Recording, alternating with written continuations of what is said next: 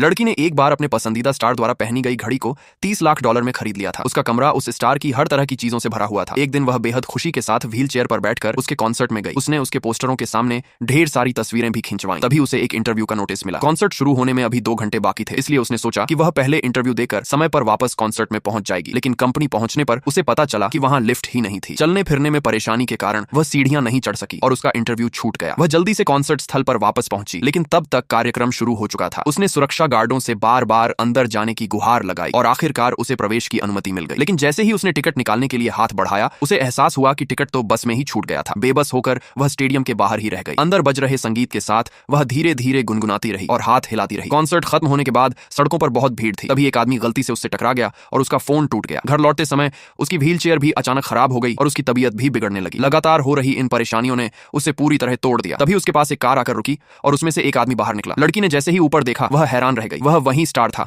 जिसे वह लंबे समय से अपना आदर्श मानती थी। ठंड से कांप रही लड़की को देखकर उसने प्यार से उसके हाथों पर रूमाल रख दिया। उसकी टूटी हुई व्हील चेयर देखकर उसने उसे घर छोड़ने की पेशकश की। लड़की उसकी मदद स्वीकार करने ही वाली थी कि तभी उसकी दोस्त उसे लेने पहुंच गई। इस खूबसूरत पल के खत्म होने से पहले लड़की ने उस स्टार को अपने हाथों से बनाई हुई कैंडी का एक बैग दे दिया। लेकिन उसे बिल्कुल नहीं पता था कि वह स्टार भी लंबे समय से उसे पसंद करता था। वापस जाते समय लड़की की वह कीमती घड़ी गलती से नदी में गिर गई। जब उसने घड़ी को पानी से बाहर निकाला तो गलती से उसका एक बटन दब गया। अचानक सब कुछ रुक गया। जब लड़की ने दोबारा आंखें खोली तो वह अपने स्कूल के दिनों में वापस पहुंच चुकी थी। उसने उठने की कोशिश की और यह देखकर हैरान रह गई कि अब उसे व्हील चेयर की जरूरत नहीं थी। वह खुशी से स्कूल से अपने घर की ओर दौड़ने लगी। तभी उस लड़के की नजर उस पर पड़ी और उसे देखकर